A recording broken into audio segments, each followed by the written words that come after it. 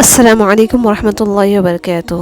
غم نماز بہترین ذریعہ ہے ہر پریشانی کا مقابلہ کرنے کے لیے اور ہر درد کو دور کرنے کا، ہر درد سے نجات کا۔ انسان کے آنسو اس وقت مقدس ہوتے ہیں جب وہ کسی اور کے دکھ اور تکلیف کو محسوس کر کے نکلے۔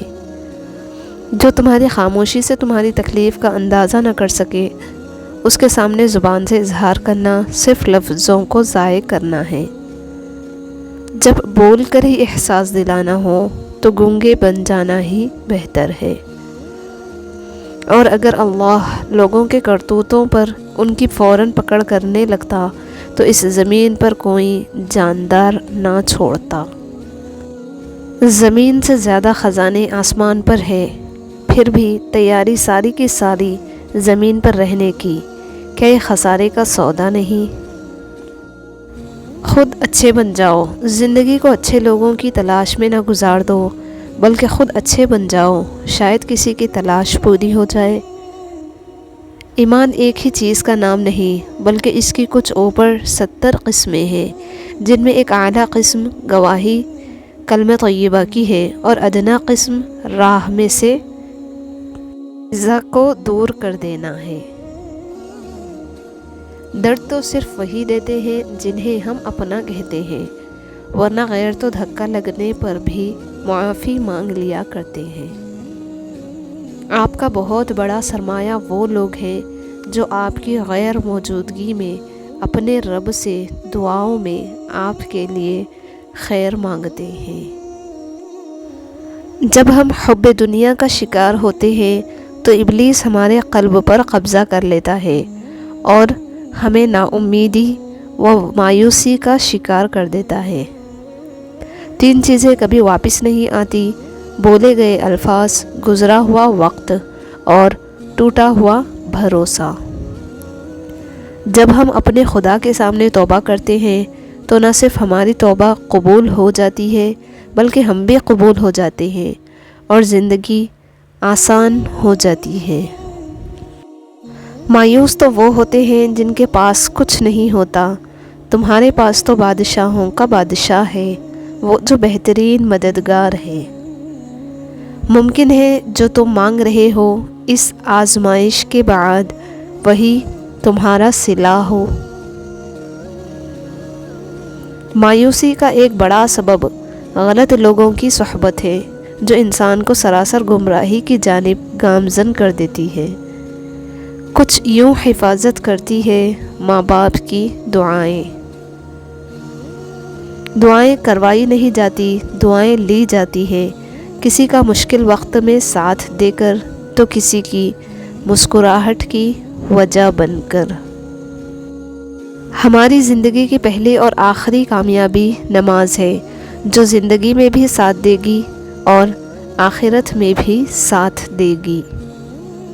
انسان ناراض ہو تو دوبارہ منہ تک نہیں لگاتا، اور وہ رب ناراض ہو تب بھی دن میں 5 بار اپنی طرف بلاتا ہے۔ یہ ہے سچی محبت۔ معاملات اللہ کے سپرد کرنا ہی بہتر ہوتا ہے، کیونکہ ہم خود بھی اپنے ساتھ اتنے مخلص نہیں ہوتے جتنا اللہ ہمارے ساتھ ہوتا ہے۔ سجدوں میں گرنے سے پہلے ان لوگوں کو گلے لگائیں جو آپ کی وجہ سے اذیت میں مبتلا ہیں، دل آزاریاں معاف نہیں ہوتی۔ اللہ سے خاموش گفتگو ایک ایسی نعمت ہے کہ فرشتہ اسے لکھ نہیں سکتا، شیطان اسے بگاڑ نہیں سکتا، اور اللہ کے سوا اسے کوئی جان نہیں سکتا۔ یہ جو مائیں ہوتی ہیں نا، بہت انمول ہوتی ہیں، یہ نہ ہو تو بیٹیاں بے مول ہوتی ہیں۔ بوڑھے چہروں سے ہی گھر میں رونقیں ہوتی ہیں، ان کے ہوتے ہوئے انسان پر ذمہ داریوں کا بوجھ نہیں ہوتا، ان کی وجہ سے ہی گھر میں برکتیں اور رحمتیں برستی ہیں۔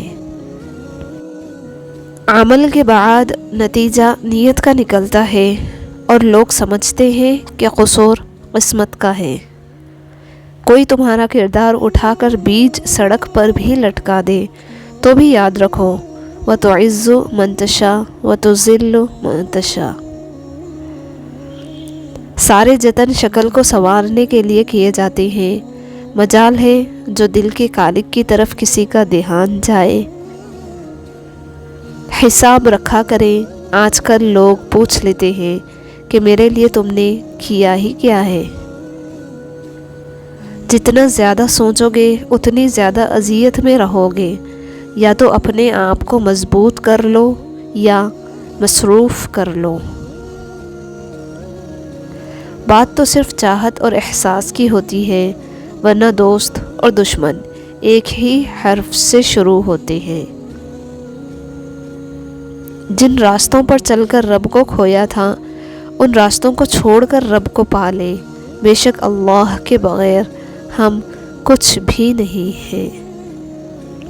آج کل ہر شخص میں غم و غصہ بھرا ہوا ہے کیونکہ اس کے اندر میں سکون نہیں، اور اندر میں سکون نہیں کیونکہ وہ قرآن سے دور ہے، اللہ کے ذکر سے دور ہے۔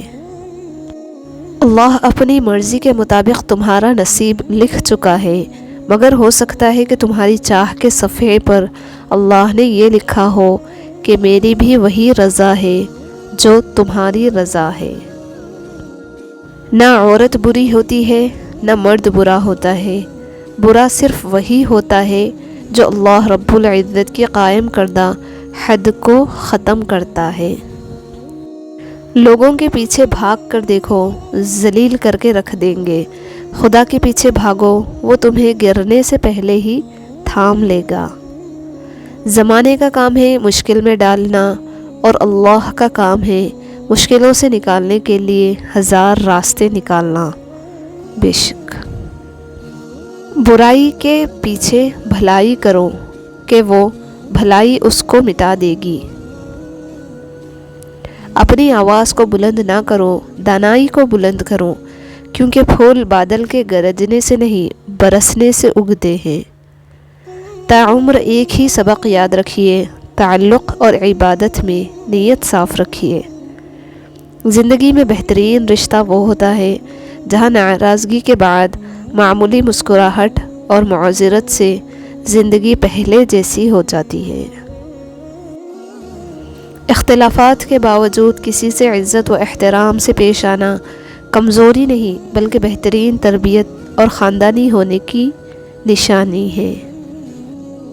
یا رب زیادہ دے چاہے تھوڑا دے، لیکن اسی میں اتنی برکت ڈال دے کہ کسی کے آگے جھولی نہ پھیلانا پڑے، اسی میں سکون عطا کر، آمین۔ صبر کا سلیقہ نہیں مجھ میں یا رب العالمین، میرا دل اپنی رضا میں راضی کر دے، آمین یا رب۔